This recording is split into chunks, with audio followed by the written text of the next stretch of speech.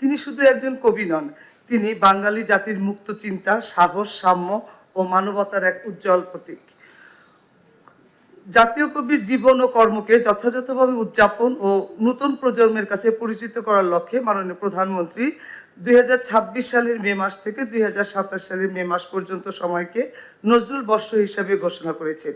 এই মহতী উদ্যোগ জাতীয় সংস্কৃতি বিকাশে এক যুগান্তকারী পদক্ষেপ হিসেবে বিবেচিত হবে।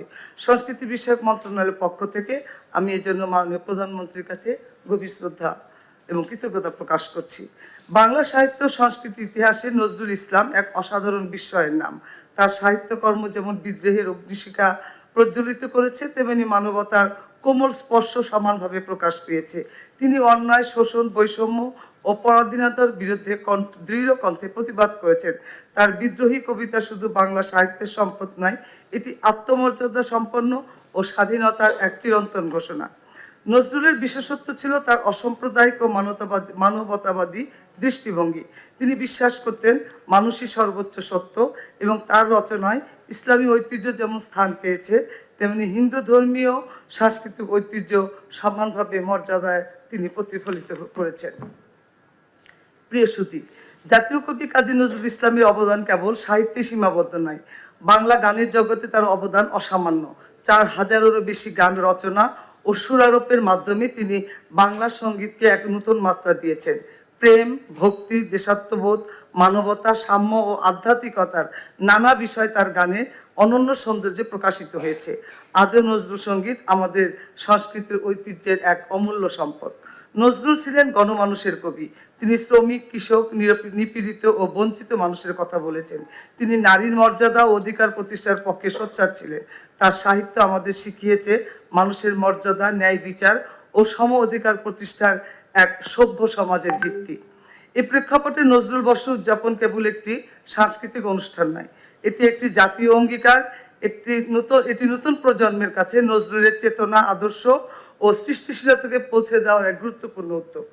সম্মানিত অতিথিবৃন্দ, সাংস্কৃতিক মন্ত্রণালয় এবং এর অধীনস্থ প্রতিষ্ঠানসমূহ নজরুল বর্ষ উপলক্ষে বছরব্যাপী ব্যাপক কর্মসূচি গ্রহণ করেছে।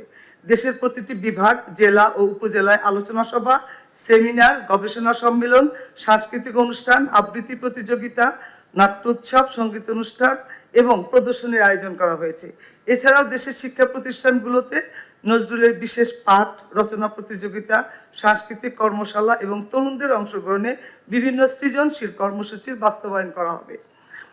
আমরা চাই আমাদের তরুণ সমাজ শুধু নজরুলের নাম জানুক তা নয়, তারা যেন তার চিন্তা, দর্শন, চেতনা ও আদর্শকে উপলব্ধি করতে পারে।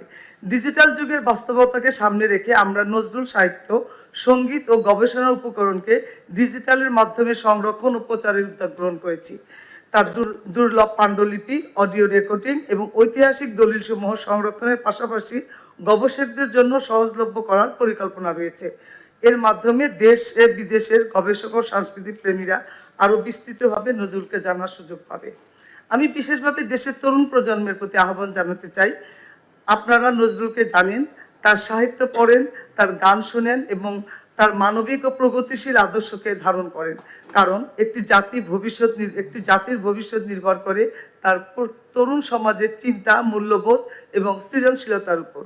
আমি দৃঢ়ভাবে বিশ্বাস করি নজরুল বর্ষ 2026-27 উদযাপনের মাধ্যমে জাতীয় কবির সৃষ্টিকর্ম নতুনভাবে মূল্যায়িত হবে, গবেষণার নতুন ক্ষেত্র উন্মোচিত হবে এবং আমাদের সাংস্কৃতিক ঐতিহ্য আরও সমৃদ্ধ হবে। একই সঙ্গে সাম্য, মানবতা, সম্প্রীতি ও দেশপ্রেমের যে চেতনা নজরুল আমাদের মধ্যে জাগ্রত করেছেন, তা সমাজের সর্বস্তরে আরও বিস্তৃত হবে। পরিশেষে জাতীয় কবি কাজী নজরুল ইসলামের পবিত্র স্মৃতির প্রতি গভীর শ্রদ্ধা নিবেদন করছি। নজরুল বর্ষ 2026-27 সকল কর্মসূচি সফলভাবে বাস্তবায়নের জন্য সংশ্লিষ্ট সকল প্রতিষ্ঠান, সংগঠন, গবেষক, শিল্পী এবং সাংস্কৃতিক কর্মীদের আন্তরিক সহযোগিতা কামনা করছি। আসুন আমরা সবাই মিলে জাতীয় কবির আদর্শকে ধারণ করে একটি মানবিক, অসাম্প্রদায়িক, জ্ঞান সমৃদ্ধ এবং সাংস্কৃতিকভাবে সমৃদ্ধ জাতি গড়ে তোলার প্রত্যয় করি। সবাইকে আবারও ধন্যবাদ। আসসালামু আলাইকুম।